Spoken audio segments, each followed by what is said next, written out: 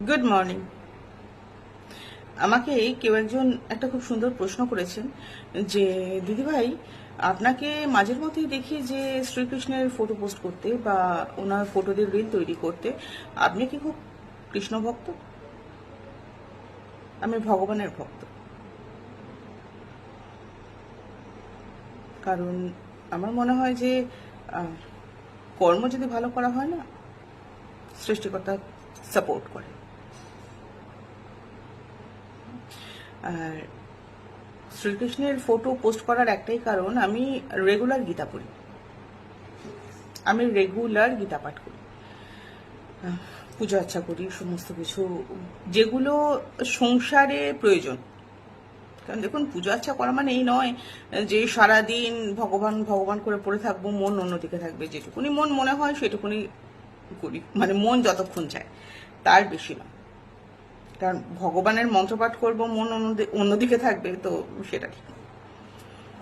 তো তার জন্যে গীতায় ওনার যে কথাগুলো, শ্রীকৃষ্ণ গীতা একবার পড়লে বোঝা যায় না, একাধিকবার পড়তে হয়।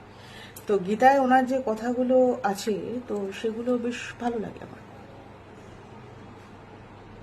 মানে কোথাও একটা বাস্তবের ছোঁয়া আছে, ধর্মের থেকেও বাস্তবের একটু বেশি আছে।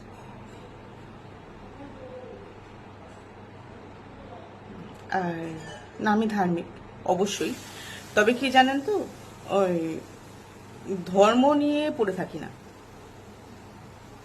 যতটা দেখবেন যে আমি ভগবানের ফটো পোস্ট করছি, তার থেকে বেশি দেখবেন আমার রিল বা কোনো ভিডিওতে কর্মাকে বেশি আছে। আমি কর্মতে ভীষণভাবে বিশ্বাসী। আমি নিজে দেখেছি যে ভালো রেজাল্ট ভালোতে আসে, খারাপের রেজাল্ট খারাপে আসে। আমি নিজে দেখেছি। তো না হলে হয়তো বিশ্বাস করতাম না। ভগবান কখনো বলেননি কোনো ধর্মতেই যে তুমি ধর্ম করো, কর্ম খারাপ করো, আমি তোমার সাথে আছি। ভগবান সবসময় বলেছেন যে তুমি কর্ম করো ভালো, আমি সাথে আছি। ধর্ম নিয়ে পড়ে থাকলেই যে ধর্ম হয়, কি বলে ওটাকে, ওই পুণ্য পুণ্য লাভ করা যায় তা নয়, সবটাই কর্ম।